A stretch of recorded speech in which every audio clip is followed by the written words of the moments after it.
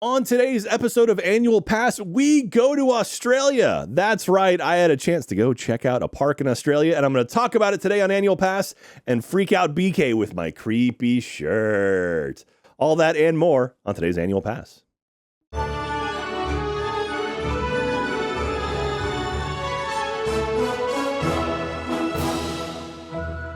Hello, everyone, and welcome to a brand new episode of Annual Pass. This is the podcast where we talk about all things theme parks, rides, shows, attractions. If it happens inside of a theme park, it happens here on Annual Pass. I'm your host, Jack Pattillo, and of course, joining me as always is the lovely, beautiful, and talented BK. Hi, BK. What's up? How are you doing today? I'm doing great. Hey, awesome. Well, Beaks, we got a fun one today. So we are going to be going international today. We're going over to Australia. But before we get into that, let me remind everyone to follow us over on Instagram and Twitter. We are annual_pass over there. We're also Annual Pass Pod over on TikTok. And if you want to see our faces and probably some images and whatnot from this episode, go to youtube.com/annualpass. Follow us there. You can watch all our vlogs and shorts. We have a bunch of cool stuff up there as well. And yeah, we got some good fun creepy stuff today, unintentionally creepy stuff today. So BK, you and I, we're going down under. We're going to Sydney, Australia to talk about Luna Park. So Luna Park, there's a few of them all over the place. And this is a park that I've seen for years. Australia doesn't have a lot of theme parks. And so there's like Movie World in Brisbane, and then there's a couple Luna parks. There's one in Melbourne. There's one in Sydney. Actually, we did Achievement Hunter Live. We did our Australia tour, and in Melbourne, we literally played a venue right next to the Melbourne Luna Park. I ended up not getting in at the time to that park while we were there because we were so busy. But recently, I took a short jaunt over to Australia, and while I was there, I went to Luna Park in Sydney. So I figured, hey, why not recount my day at Luna Park? I would love to. I didn't even know. This sounds terrible. I was like, I didn't know there were theme parks in Australia, but of course there'd be theme parks in Australia. So I'm so excited to learn about them. There are some. So first and foremost, I'm just going to show you, one of my favorite things I do when I travel is to find the most gaudy, ugly shirts I possibly can anytime I go somewhere. Like my favorite time when I go to Florida is you go to those places where like 20 shirts for $20. Like, you find just the worst shirts you can possibly find. So I'm going to show you this shirt I got at Luna Park, and you let me know what you think. What the heck is that? Is that a giant person eating the ground? That is the entrance to Luna Park. So Luna Park, they're famous for these creepy faces that are just like, it's the entrance to the park. You walk creepy through the mouth of this horrible, massive face, and that's how you get into the park. Has creepy teeth, and I've got a photo actually of me in front of the one out in Sydney. It's horrifying. And that, not only that spills into the park itself. So all of the mascots walking around have these giant, creepy Art Deco style heads. And it is like, that's their thing. And I guess they think it's cool because it's everywhere. Again, I mentioned there are a bunch of Luna parks. I'm going to talk mostly about the one in Sydney, Australia, just because that's the one I have the most firsthand knowledge of. But let me read through some of the park history, which is actually from lunaparksydney.com, from their actual website itself. This is pretty cool. It opened up on October 4th of 1935. So they are approaching 100 years of being open. Sydney's Luna Park is a rare surviving amusement park featuring fantasy architecture in the Art Deco style of the 1930s. The concept is based on the success of the first Luna Park, which opened on Coney Island, New York in 1903. American entrepreneur Herman Phillips and others brought the idea to Australia and opened Luna Park in Melbourne in 1912 and Luna Park in Glenelg, Adelaide in 1930. The Sydney Park opens to immediate success using rides relocated from the Glenelg and continues to be popular during World War II. It is run smoothly under management of showman David Atkins until 1957 and engineer Ted Hopkins until 1969. Following overseas excursions in the 1950s and 60s, a series of new rides and attractions are installed. So this thing has been around for a very long time. Also, again, I'm reading this from their website. I want to talk about This is very interesting. A group of artists, including Martin Sharp and Peter Kingston, are commissioned to redecorate the park. The lease expires in 1975, with the park continuing on a weekly basis as the managers are unable to negotiate a long-term lease. So they are week to week at this point. This results in limited investment in park infrastructure, and some older rides are replaced with portable rides. So kind of ones they sort of bring in and sort of drop off and add in new. Not only that, there was a fatal fire on June 1979 on the ghost train. So they had a very, very horrible accident on a ghost train, which the ghost train is kind of like a slow moving, like an Omnimover type thing, kind of like Mr. Toad's Wild Ride, where stuff pops out at you and whatnot. You're like in a little car and it pops out and scaries. 7 people actually passed away in that fire. Huge, horrible thing. And there's actually there's documentaries about it. And it's wild to me that they just straight up mention this on their website. They're like, oh yeah, by the way, people died at our park back in 1979.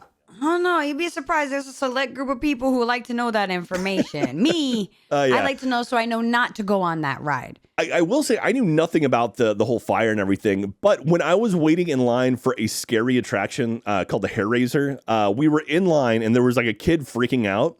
And the kid asked the ride attendant, am I going to die on this ride? And the ride attendant was like, oh, no one's died here since 1979. No, don't say a date. No, like, that makes it worse. Oh, God. And the kid was fine. He's like, okay, I guess I'm okay then. And but yeah, it was just like, all right. So, but there's like a documentary. There's like a 3-part documentary that aired. It's like an hour and a half, like 90-minute documentaries. 3 of them that aired on Australian TV, and you can watch them over on Vimeo right now if you want to watch about it. It's really interesting stuff. But anyway, so 1979 when that happened, a new leaseholder is appointed and the park reopens May 1982 with a mix of new and reconditioned ride. The park, however, closes again in 1988 for renovation after an unsuccessful attempt to redevelop the site as an adult entertainment center with high-rise towers is made public. After the leaseholder fails to meet a deadline to reopen the amusement park, the lease is terminated and the government takes control through the Luna Park Reserve Trust, and a heritage study is commissioned. So this thing has changed hands, closed, open, multiple times. Luna Park begins a major restoration project of the park and surrounding areas, including the installment of a new roller coaster and rides. Following this, residents initiate a legal battle against Luna Park as a result of the noise created from the Big Dipper, which is a big roller coaster they have there. After financial difficulties, Luna Park closes its doors in 1996, where its lease is awarded to a group including the owners of the Metro Theatre in Sydney and the Edgeley Group. Luna Park is listed on the New South Wales State Heritage Register, and the magic of Luna Park continues. Its prominent position and unique architecture gives it a special place in the hearts of Australians and visitors alike. In 2018, Luna Park's long-term viability is in doubt as the process for approving new rides or modifying existing ones is lengthy and expensive. However, policy amendments triggered by a New South Wales Land and Environment Court ruling allow Luna Park to introduce new low-impact rides and amusements through a simpler planning pathway. Luna Park adds 5 new rides, including guest favorites, Volair, and Hair Raiser.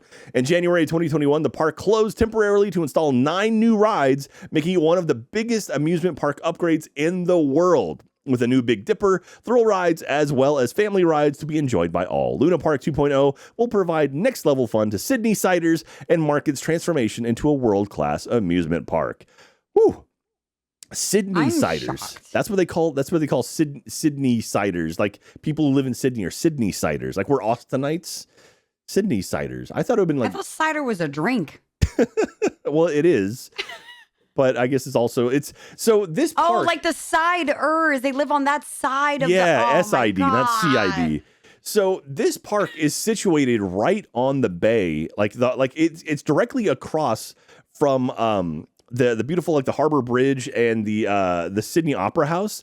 There's like a pathway along the side of the park. We can just straight up see like the beautiful Opera House in the distance, and I got some really cool photos over there. They actually had Santa Claus was out. Santa Claus was rocking board shorts and sunglasses when I was there because it's the middle of summer right there in Australia. Oh my God, I forgot. It's like the opposite hemisphere. Yeah. And so It's pretty cool, and like this is a very classic old school park. So you can actually just walk through the park without having to pay for a ticket. So you have to have a wristband in order to ride all the attractions, and so you pay to get a wristband, and you scan that when you get on all the rides. But you can just walk through the park if you want to, and like get food and stuff there if you want. But if you want to ride anything, you actually have to pay for it.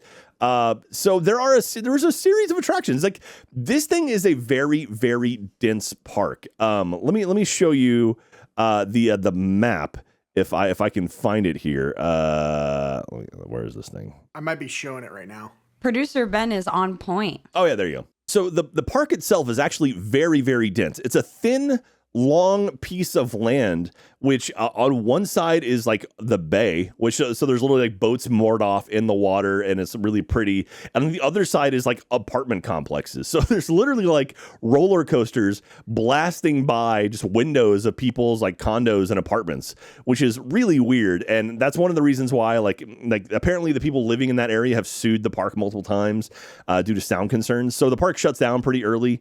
Makes sense. But there's literally like a launch coaster right next to a bunch of apartments, which I don't know what if I'd be cool with that. Like if I like, but you have to know, like if you're buying an apartment there, you got to see like, oh, I look out over a theme park. This is weird. So yeah, I mean, this has been around for how many years? Yeah, I just don't know if you're like, hey, I didn't know there was a theme park back there around to the left. Yeah, it's been open close to 100 years at this point. At that point, you have to understand what you're getting into. But let's just kind of go through the ride. So the park itself, you walk in, and the first attraction, so you walk through the creepy clown face thingy, Art Deco clown face thingy. On your right side is the rotor. So if I just called an attraction the rotor, what do you think that would be, BK? Something that spins. You are correct. It is a thing that spins. This is a very old school attraction where it's essentially a giant like tub where you get inside of it. And you like lean up against the wall. Oh, it's one of the spinny thingies on the inside. Yeah, like the twirl and hurl type thing, or not twirl and hurl. That's an actual attraction, but it's like literally, it's like a bucket you get in, and it starts spinning around to the point where it spins so fast it pins you to the wall, and then the floor drops off, and then you're just like stuck to the wall. And so that it's been open since like 1950. Apparently, it's like the oldest attraction in the park, from what I understand. And that is the one I was going to go on it, but the park shut down before I managed to get over to it. So we were going to do that on the way out. So that was the one I didn't get a chance to do. Of course, they have a carousel as well, because all good theme parks have a carousel. There's also a Ferris wheel too, which I got to ride with my wife, which is really, really sweet. It goes up, amazing views of the park, of the bay. You can see the bridge. You can see the Sydney Opera House. It's really, really pretty. There's an attraction called Volair, which Volair to me, it's a swinging. It's a like one of those bucket swing attractions where it spins around and the swings kind of go out, and it's like literally like a swing set. Yes.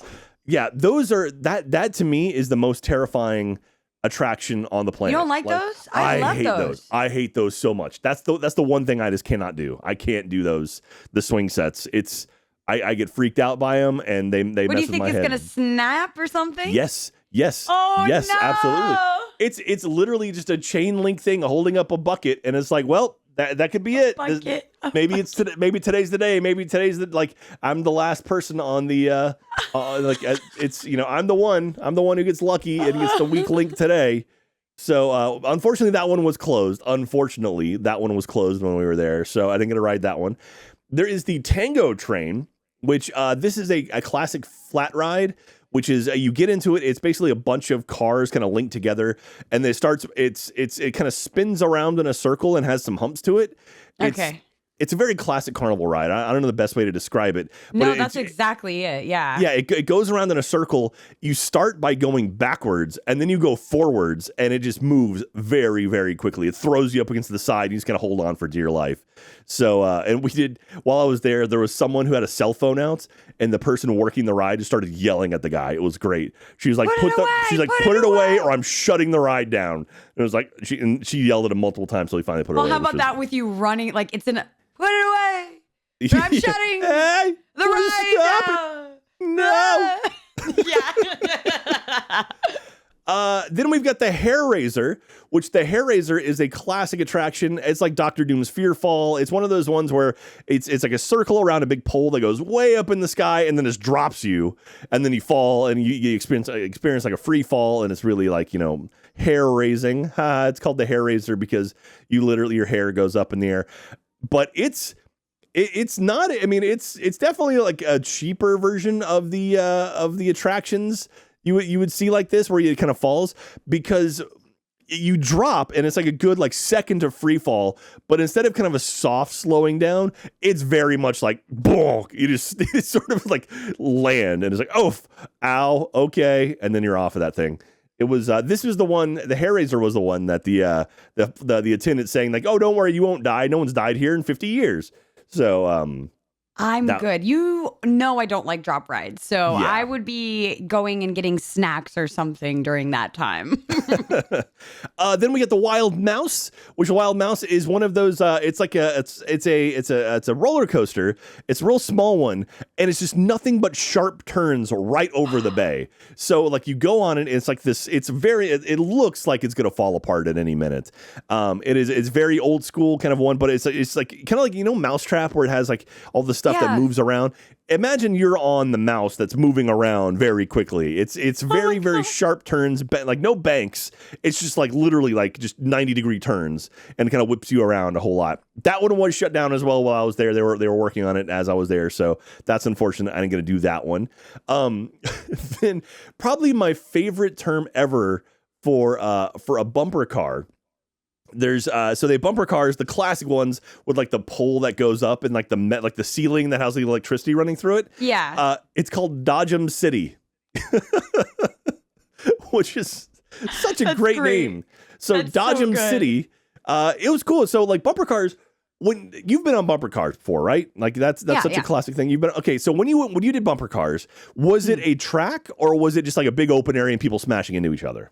Well, so if it's a track for me, I would consider that go-karts and not bumper cars. And with the track, you aren't supposed to be bumping into each other. Usually bumper cars is like an arena and you kind of like go around, you're like in a circle versus like a full like course. Yeah. Well, this one was a mix of the two. So it was an oval track. Like with like a whole thing in the middle where, like you couldn't cross by, but they were very clearly bumper cars. And so the idea was just everyone was kind of going around in circles, but also smashing into each other. So it was actually kind of cool. It was neat. Oh, that's awesome. Yeah. And so, I had a lot of fun with that one. That was pretty cool. It's always good to ride around in bumper cars, and good times there. But Dodgem City, that's so great.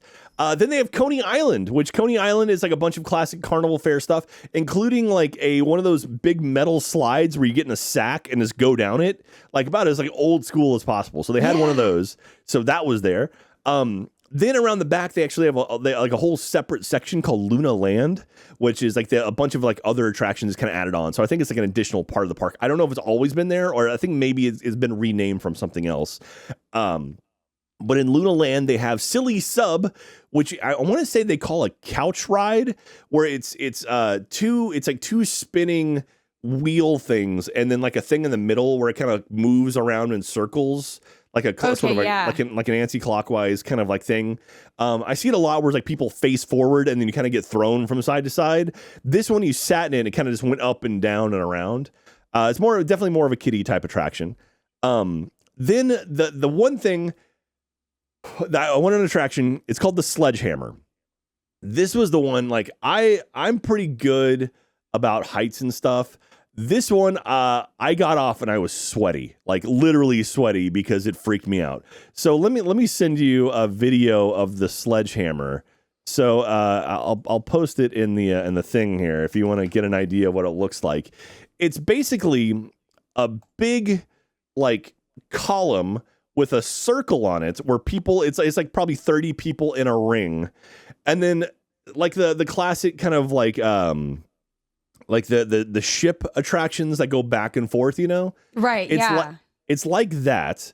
It starts going back and forth and also spinning at the same time. And then eventually you get to a point where it flips over completely upside down while spinning. That it's way up in the sky. It is horrifying. No, thank you. I'm whole, and you're free willy. Like there's no, see, I can't do the whole no lower protection. You're literally just in a seat. That's you're in a seat. You've got the overhead thing, and then it snaps together. But it was one of those things where it's like you're upside down, and it's like all of your weight is on this restraint, and it's like horrifying. And so I watched it a couple times where I'm like, okay. And I was like, it flipped over and it did 2 complete loops, and I'm like, okay, cool. And then we got on it, and I sat there. I'm like, all right. And then so we start going. It has so much power. It starts whipping back and forth, and then it's like we flipped over. It's like, okay, that's 1, and then we flipped over again. I'm like, oh, okay, that was 2. And then it starts going back and forth and kind of slowing down. Then it speeds up and flips us 3 and 4 times. It was like, oh my God, I was not expecting the additional times. And so literally, you're like upside down looking at the Sydney Harbor. And I'm thinking, just talking about it now, my stomach is already starting to turn again. That was rough. That was one of the last ones we did while I was there. And that definitely messed me up pretty good. A good thing you saved it for last, because I can't imagine walking around the park woozy like that after a ride so crazy. Yeah. And then there's the Little Nipper, which is a small little kind of kiddie coaster type thing, which is such a cute little name. The Loopy Lighthouse, which is another little kiddie coaster as well. Something called Bug, which I don't know what Bug was. I didn't see that one. We were with us as part of Luna Land in the back, so I didn't get a chance to do all the kiddie stuff. Freaky Frogs, which that's a great name for a theme park attraction. Boomerang, which I did the Boomerang actually. It's a cute little it's a kiddie coaster. It starts, you get in it. It's 2 people side by side. It backs up a little ramp, and then it releases, and then you go through the whole coaster, and then it hits the other end, and then you turn around and go backwards through the whole thing. So it's like you literally go out and then go back. It was a fun little coaster. It was a good time. Cloud 9, which I think is one of those where it kind of goes up and down, but not nearly as high as Hair Raiser. And then the last and probably most famous one is the Big Dipper, which the Big Dipper it's a newer attraction. It's a single rail roller coaster with 2 launches in it. And you looking at this park, you would not expect the amount of the amount of quality in the Big Dipper. So this is actually Big Dipper 3. They've had 3 different versions of it. This one, it was really, really nice. It's a Mach coaster. So Mach is a company that's been designing roller coasters for a long time. They're actually designing some coasters at Epic Universe on Florida. I'm so glad you clarified, because I said Mach. Is it a fake coaster? What do you mean? No, I think it's MAUCK. Okay. Yeah. So these guys been doing coasters for a long time, but it's a single rail coaster. So it's literally just one rail, and the coaster attaches that almost like a monorail style sort of a coaster. But I was not expecting it to go as fast. It kicks off. It's not a super wide coaster. It's literally you're in it by yourself. It's single file on a line. I think it holds maybe about 8 people, and it launches, goes pretty quick, and immediately kicks into this giant loop, or an air thing. Rip, Ride, and Rocket in Universal. Yeah. It's similar to that, where it doesn't actually flip you upside down. As it's going up, it turns and then turns back down. There is a barrel roll in it though at one point, so you do get to see you actually do flip over a couple times. But it was fun. It was a really, really good coaster. It was really clean, really smooth. I had a really fun time with it. Let's see here. I think I might have some information about it. No, I don't. Okay. Well, anyway, very, very cool coaster while I was there. And yeah, it was shocking. and of course, so there's also great foods there as well. It's a carnival. So, I mean, this feels to me more like a carnival than a theme park, I would say. It's a smaller place, but I felt like you could knock out the whole thing in maybe just a few hours. People bring in snacks and food as well, and it's right there on the bay. If you're ever in Sydney, if you want to give this place a shot, it's really, really cool. But one thing though, so Luna Parks, apparently Luna Park was a thing that's been all over the world. Literally, they've opened Luna Parks all over the world. We mentioned the very first one was in New York, but they have them. That's what I had to ask. I grew up with it's Coney Island. Yeah. So is that the same thing? Because that exists to this day, and we very much go there. Yeah, I mean, basically, this is the whole idea. It's Luna Park, Coney Island are very like sisters almost. But there have been Luna Parks in Egypt, Cameroon, Saudi Arabia, Turkey, Azerbaijan, India, Israel, Japan, Iran, Greece, UK, Paris, Spain, Poland, Los Angeles, New York, Chicago, and even Houston.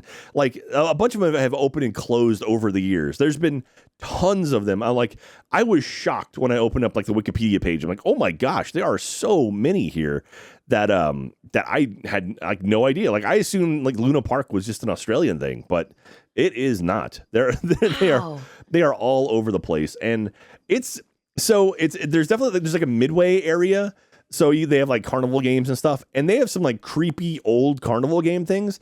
I posted an image in the in our channel here of this thing. It's called the Crazy Crooners, which like they're these faces that were like screaming, and you have to put ping pong balls in them, and they move back and forth, and then you have to add up numbers, and depending on what numbers you add up to, you actually get prizes based on that, and it's just the most horrifying looking faces ever. And but again, they're very contorted. The mouths are so long. Like I honestly thought you were like joking with me and just trying to scare me, Jack, when you sent those pictures. No, it's freaky. Like this is the actual legit thing. It's very weird. Like the whole I even so Katie did a little attraction thing, and she got some stickers, and I guess they have a character named Freckles, and it's just like I don't know if you can see this or not, but like Freckles is like this clown that's just like very old school and kind of creepy. And I'll give you some of these stickers. I have a whole bunch of stickers here.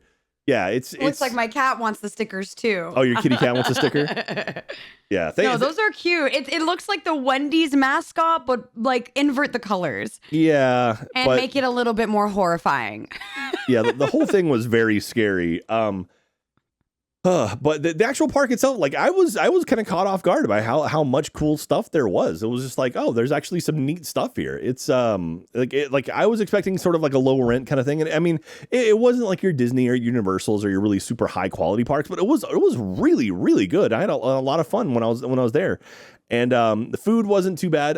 They had a chili cheese dog. Well, I'll take it back. The chili cheese dog was horrible. It was I mean, like you're getting a chili cheese dog in Australia. No offense, homies, but like yeah, I mean, but it was like yeah, well, it's a theme park. You got to get a hot dog while you're at a theme park. True. Fries were okay, or the chips. Excuse me, the chips were okay. But the whole thing was really really neat. And it was kind of surprising. And there was a nice little parking garage right there on site as well. But the idea of this theme park crammed between like an apartment complex and the water was just the most surreal thing to me. It was just like the idea of like waking up in the morning, have my coffee. Oh, look, they're already the sledgehammer's going. Hi, everyone. Just in your robe and slippers. Over 100 years, I feel like it's the other way around. It's like, who thought to put the apartments right next to the theme park? Okay, come on. Like, I need to know the logistics. Where's the city planning? Yeah. All right. And there's some really fantastic like photos from the park again because it's been open since the 30s. So like there's some really classic like black and white photos, and like there used to be a giant like Olympic sized swimming pool in front of it, and like there's a bunch of really cool stuff. And it's neat to see sort of these classic parks that have like, changed over the years, but are still around. And it definitely, you step into it, you feel like you're being transported back in time. Like you definitely feel like you're in like the 50s at least.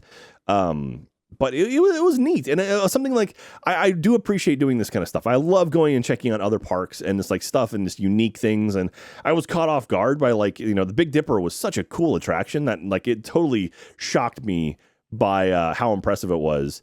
And actually like, so when I was there at the park, like right when we started our day, we got there and we were taking some photos out in front of the this big creepy clown face. And there was a guy who's like, "Hey, can you take a photo for me and my girlfriend?" It's like, "Oh, okay, cool." And he's kind of looking at me, and I took his photos, and I handed back the camera. He goes, "Are you Jack?" I'm like, "Yeah." And he goes, "Oh my gosh, what are you doing here?" So Niraj, if you're out there, it was a pleasure meeting you. It was, but like I imagine this is gonna be one of those things like, why are you on this side of the planet? So right, how did you get here? This is a local park, like you know what I mean? And so that was pretty cool though. So anyway, that was pretty nice meeting a community member all the way on the other side of the planet. But it was really really cool. BK, have you ever been to any other like parks like this? Like any other kind of smaller parks that you can think of? Like I mean, like a mix. It's almost like more of a carnival mixed with a theme park. Yeah, well, right away when you're saying finding out that Coney Island is crazy because it's very much like that. Like you can go to the boardwalk, walk around, but like you don't have to be in the rides. And then the other one, again, being a New Yorker, I immediately think of Playland, which is like pretty much kind of carnival-y, lots of like rides and games, but more like rides than roller coasters, spins, swings, and stuff like that. And it has that like forever carnival atmosphere. I kind of really enjoy those because I never know when the carnival's rolling into town. That just kind of shows up.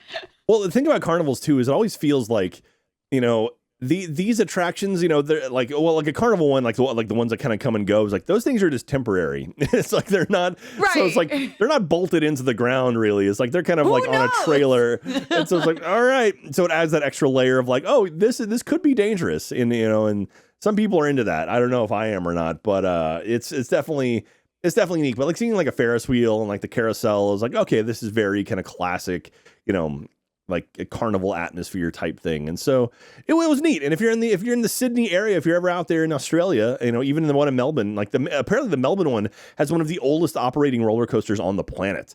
Wow. When I was looking up stuff, they actually have something called a brakeman on it. So I think, if I'm not mistaken, I could be wrong on this, but I'm pretty sure someone rides in the back of the roller coaster and literally has a brake that they have to slow it down. Otherwise, like the coaster could come off the track. So yeah, and it's like obviously that doesn't exist anymore because that's horribly unsafe.